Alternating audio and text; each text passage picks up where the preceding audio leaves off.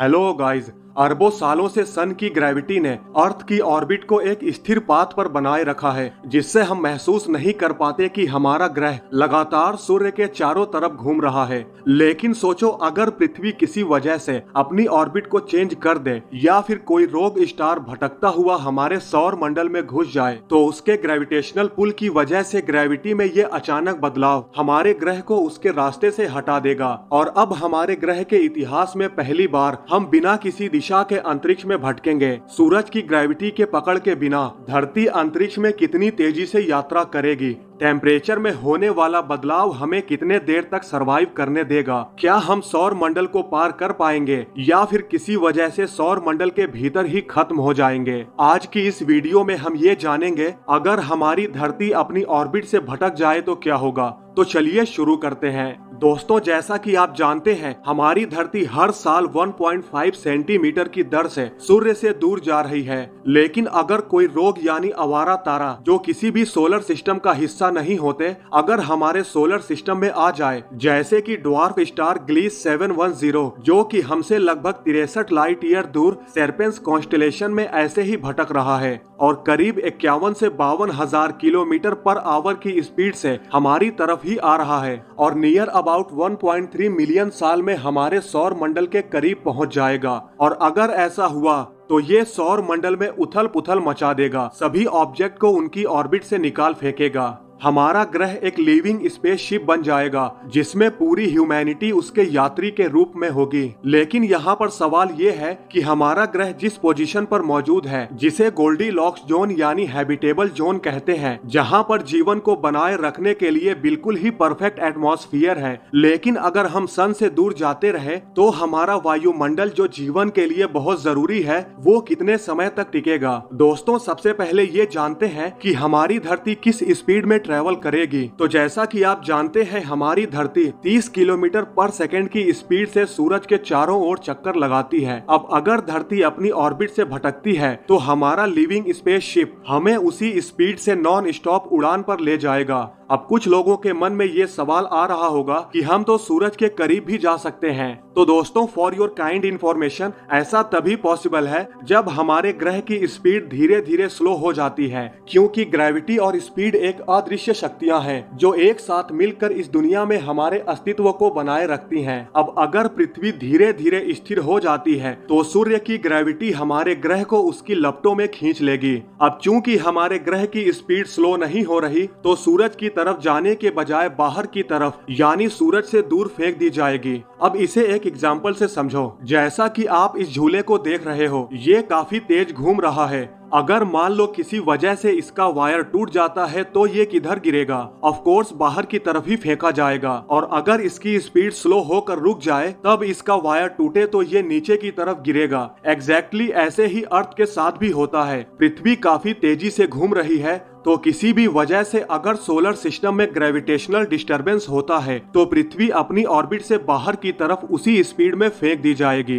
अब चूंकि सूरज की पकड़ से पृथ्वी छूट जाएगी और कोई ऐसा दूसरा फोर्स नहीं होगा जो पृथ्वी को पकड़ सके, तो पृथ्वी उसी स्पीड में अंतरिक्ष में सीधी दिशा में ट्रेवल करती रहेगी। आई होप अब आपको समझ में आ गया होगा। तो चलिए बढ़ते हैं अपने मेन टॉपिक की तरफ। अगर धरती अपनी ऑर्बिट से भटक जाए तो क्या होगा? हाँ, एक बात ध्यान रहे, मैं सिर्फ धरती की ही बात कर रहा हूँ जो अपने ऑर्बिट से भटकेगी। बाकी के ग्रह एज इट इज अपनी जगह पर बने रहेंगे। तो दोस्तों, जैसे ही धरती अपनी ऑर्बिट को छोड़ती है तो जल्द ही हमारी दुनिया हमारे सौर मंडल में रहने लायक क्षेत्र को छोड़ देगी, जिससे हमारे ग्रह पर मौजूद लिक्विड वाटर धीरे धीरे बर्फ में तब्दील होना शुरू हो जाएगा। क्योंकि सूरज से जितना दूर हम जाएंगे, पृथ्वी का टेम्परेचर उतना ही डाउन होता चला जाएगा। हमें पानी पीने के लिए बर्फ को पिघलाना पड़ेगा। हाँ, मगर अभी भी हमारे ग्रह पर पतला एटमॉस्फेयर बना रह सकता है, जिससे हमारा ग्रह हमें अंतरिक्ष की अंधेरी ठंड से कुछ हद तक बचाए रख सकता है। लेकिन अगले 3 महीने के बाद पृथ्वी 30 किलोमीटर पर सेकंड की स्पीड से मंगल ग्रह से उड़ान भरेगी। यहाँ पर हम केवल 44% ही सूरज की रोशनी को रिसीव करेंगे। अब हमारे ग्रह को मिलने वाली एनर्जी आधे से भी कम हो जाएगी, जिससे हमारा ग्रह फोटोसिंथेसिस से गुजरने में असमर्थ होने लगेगा। पेड़ पौधों का जीवन समाप्त होने लगेगा। हाँ, पर अभी भी हमारा जीवन पूरी तरह से समाप्त नहीं होगा। अभी भी हम किसी तरह से सरवाइव कर रहे होंगे। और अगर आप अंतरिक्ष में ऐसे ही भटकना नहीं चाहते हैं तो आपके पास काफी अच्छा मौका है। अभी टेक ऑफ करिए और जाकर मंगल ग्रह पर अपनी बस्ती बनाना शुरू करिए, क्योंकि ये आपके पास सिर्फ आखिरी मौका है। इसके बाद फिर मंगल ग्रह कभी भी आपको नजर नहीं आएगा। और अगर आपने मंगल ग्रह के लिए उड़ान नहीं भरी तो जल्द ही मार्स आपकी आंखों से ओझल हो जाएगा। और ये आपके लिए काफी बुरी खबर होगी, क्योंकि आपके जीवन को पूरी तरह से समाप्त करने के लिए पहला खतरा सामने आने वाला है, और वो है मार्स और जुपिटर के बीच मौजूद एस्टेरॉयड बेल्ट। इस बेल्ट में तैरने वाले लगभग 2 मिलियन एस्टेरॉयड एक कंकड़ से लेकर 1 किलोमीटर तक के साइज के हैं, और आपको इनके बीच से गुजरना है।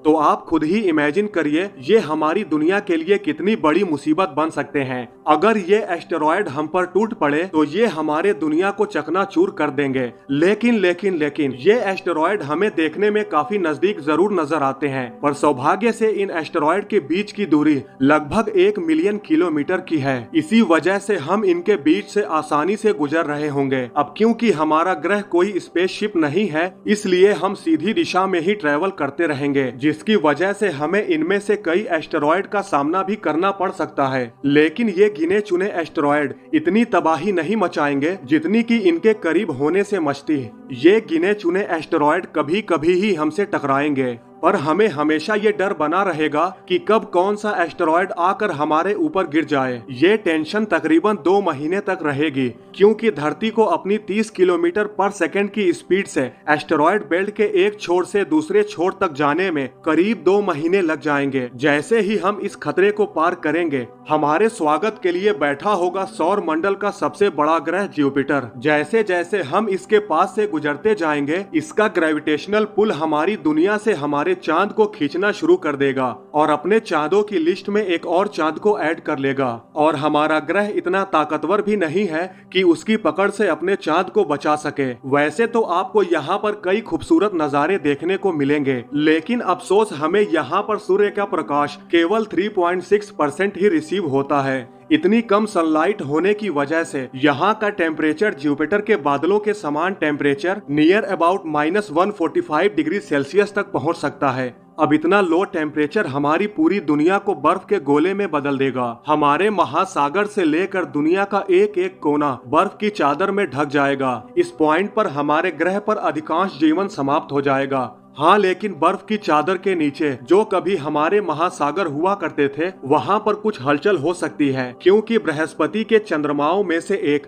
यूरोपा के बारे में माना जाता है कि इसमें पृथ्वी की तुलना में 2 गुना ज्यादा पानी है, और ये सारा पानी उसकी बर्फीली सतह के नीचे मौजूद है। और यहाँ तक कि वैज्ञानिकों ने पृथ्वी पर आर्कटिक में -25 डिग्री सेल्सियस के तापमान में जीवित रहने वाले माइक्रोबियल लाइफ को पाया है, और उनका मानना है कि ये लिविंग माइक्रोब्स इससे भी कई गुना कम तापमान में जीवित रह सकते हैं। समुद्र तल पर हाइड्रोथर्मल वेंट के पास रहने वाले सूक्ष्म जीव उस कंडीशन में हमारी दुनिया के लास्ट लिविंग लाइफ फॉर्म हो सकते हैं। पृथ्वी के कोर से निकलने वाली केमिकल एनर्जी से संपन्न ये माइक्रोस्कोपिक ऑर्गेनिज्म पृथ्वी के नए और एक्सट्रीम टेम्परेचर में जीवित रहने में सक्षम हो सकते हैं। जब तक पृथ्वी की कोर में जान रहेगी, तब तक ये माइक्रोस्कोपिक लाइफ फॉर्म अंतरिक्ष में तैरते रहेंगे। दुर्भाग्य से हम आगे और भी खूबसूरत खूबसूरत नजारे देखें, जैसे कि शनि ग्रह की रिंग, उसके चांद, या फिर उसके आगे यूरेनस और नेपच्यून, या फिर क्यूपर बेल्ट। इन सभी खूबसूरत नजारों के दीदार करने से पहले ही हमारा नामो निशान मिट जाएगा और हमारी धरती अंतरिक्ष में ऐसे ही ट्रेवल करती रहेगी जब तक कोई बड़ा ऑब्जेक्ट टकरा कर पूरी धरती को चकनाचूर न कर दे।